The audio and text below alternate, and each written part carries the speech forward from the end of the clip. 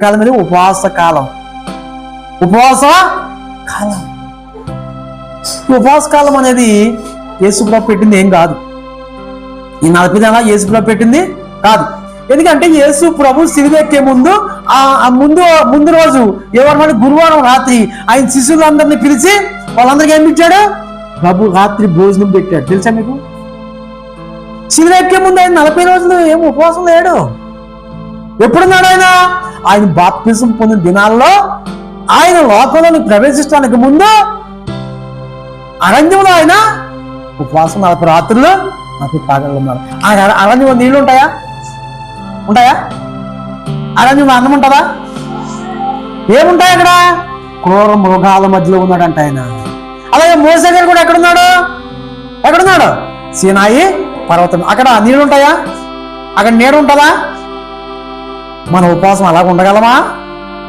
అందుకనే వాళ్ళు జయించగలిగారు. మనము జయించాలంటే దేవుని సన్నిధికి దగ్గరగా మనం ఉండాలి. కాబట్టి ఆయన వస్తున్నాడు. ఇది ఏం కాలం అంటది? యేసయ్య రాకడ కాలం.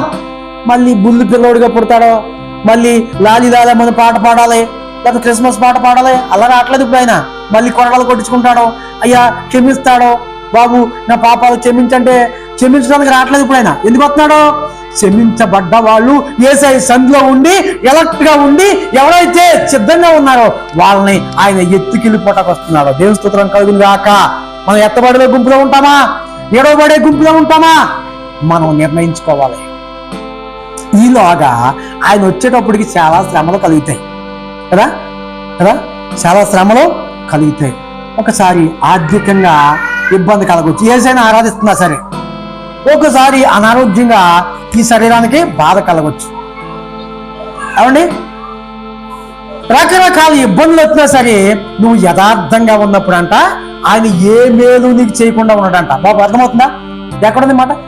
యేసయ్యని నమ్ముకుని యథార్థంగా ఉండి నీకు ఏదైనా నష్టం జరిగితే నువ్వు బాధపడకూడదు. ఏం చేయాలి? దేవుని స్తోత్రం అని చెప్పాలి. ఒక ఆమె 300 పోగొట్టుకుందంట. అయ్యో 300 పోగొట్టుకున్నాం అంటే దేవుని స్తోత్రం అని చెప్పమ్మా, దరిద్రం అంతా పోయింది, నీకు కొత్తది వస్తుంది. నీ దేవుడు చూస్తా ఊరుకోడు, నిన్ను పస్తు పెట్టడా. అర్థమైందా?